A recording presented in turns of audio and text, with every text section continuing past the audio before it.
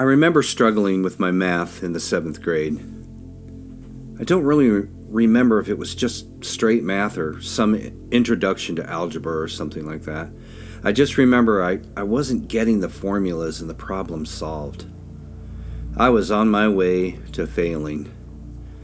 Waking up one morning, I was very stressed out about the upcoming test at the school, and the anxiety was really starting to crush down on me, and I was going into a frenzy of worry.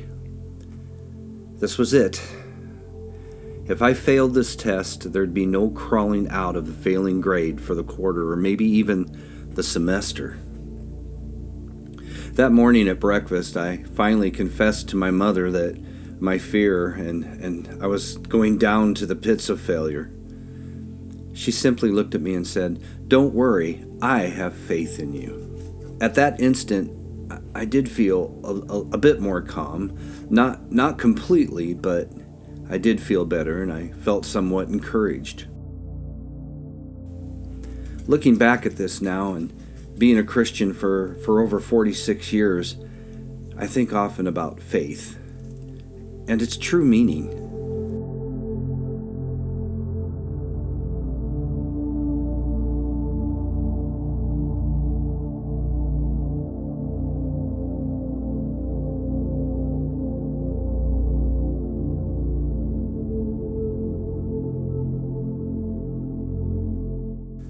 I believe that without faith, there cannot be trust, and vice versa. Without trust, there can't be faith.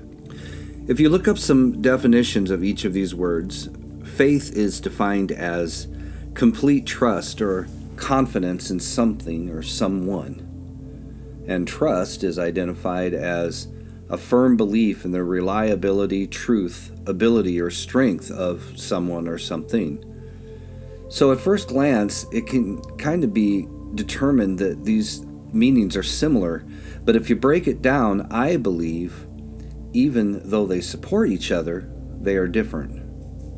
Most of us own a car, a truck, or SUV. We may have our favorite makes and models. My dad was a Cadillac man.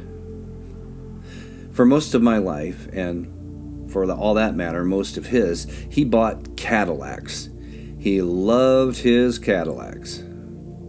He had faith in that manufacturer, a system of beliefs that have been proven over time. Cadillac was birthed by the Henry Ford Company at the turn of the century and was later acquired by General Motors and became an icon in the automobile industry. Its name was associated with quality and luxury, and you could have faith in that company because it was proven that car after car after car that rolled off the line was going to be just like the other, unfailing, consistent, and reliable. I'm sure that if you've ever owned a vehicle, you've had your own belief and faith in a company maybe. I've owned different cars and different makes and models. Some have proven themselves and some not so much. Putting faith aside, there is another aspect of driving: trust. You see, I trust when I get into my car and I hit the ignition that it's going to start. When we are in the driver's seat, this is where faith and trust sometimes separate themselves. When I come up to a traffic light, turning yellow and then to red, I have to push my foot on the brake. I have to trust that the car, once I move from the gas pedal to the brake pedal, that car is going to stop.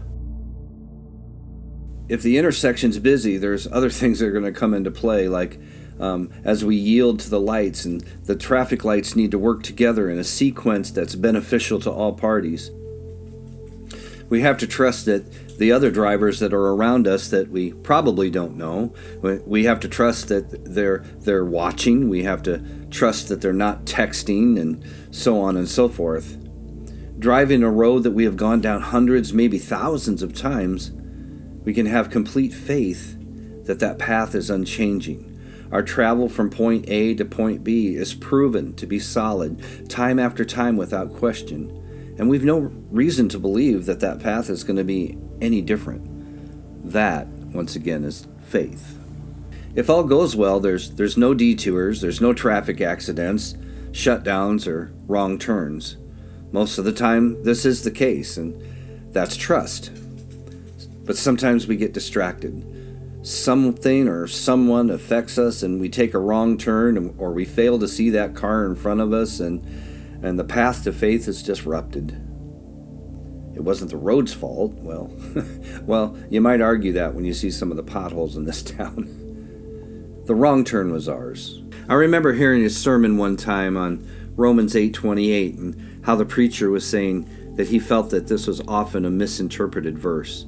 Romans 8:28 says, "And we know that all things work together for good to them that love God, to them who are called according to his purpose." He said that this can be really misconstrued as everything that happens can be good if we trust the Lord. Well, we know that this isn't true, and this puts things into question. Does God cause illness, accidents, loss of jobs, and failed relationships? Of course not. Not the God that I know. I think back on these past 2.5 years and my journey with heart disease. I've had one major surgery and 2 minor ones. Did God cause this? Of course not, but can I use this experience to the glory of God if I put my faith and trust in Him and the incredible doctors and nurses that He's put before me? Well, the answer to that is yes. Hard turns in life, they just happen, usually by our own actions and such. God made us very unique, and He made us people of choice. It is one thing to believe in God, but another to entirely put your trust in Him. And it's human nature to fear the unknown. The struggle with placing our trust entirely in God is something that we all face at one time or another. Faith is believing that God is who God says He is, and that God can do what He said He and only God can do. I've seen it so many times over my Christian life, miracles within my own life and amazing things in others. I choose to trust God in support of an unfailing faith. I am making the willful choice to trust that God will do what He promises. So in this drive of life, even though sometimes we question, sometimes we fall, sometimes the peace that passes all understanding is hard to find, we can be assured and have faith that the road set before us will be tried and true, consistent in the journey, the drive, the path to our loving God. I will praise you, Lord my God.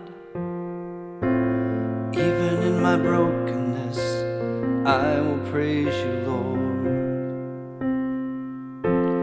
I will praise you, Lord my God. Even in my desperation, I will praise you, Lord. And I can't understand all that you allow. I just can't see the reason. But my life is in your hands, and though I cannot see you,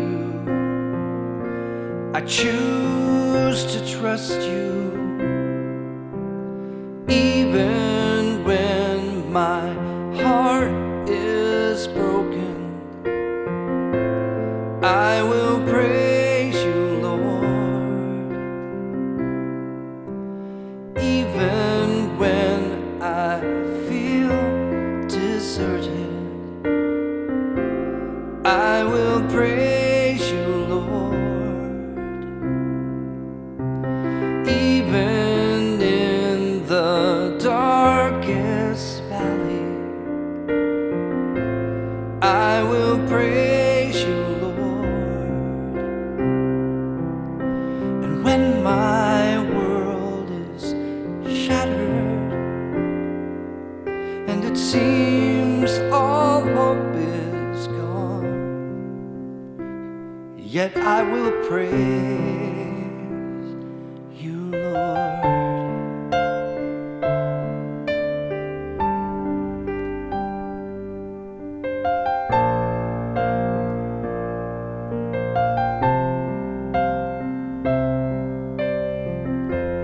I will trust you, Lord my God. Even in my loneliness, I will trust you, Lord. I will trust you, Lord my God. Even when I cannot hear you, I will trust you, Lord. And I will not forget that you hung on a cross. Lord, you bled and died for me. And if I have to suffer, I know that you've been there, and I know that you're here now. Even when my heart is torn, I will praise you, Lord. Even when I feel deserted, I will praise you, Lord. Even in the darkest valley, I will praise you, Lord. And when my world is shattered and it seems all hope is gone, yet I will praise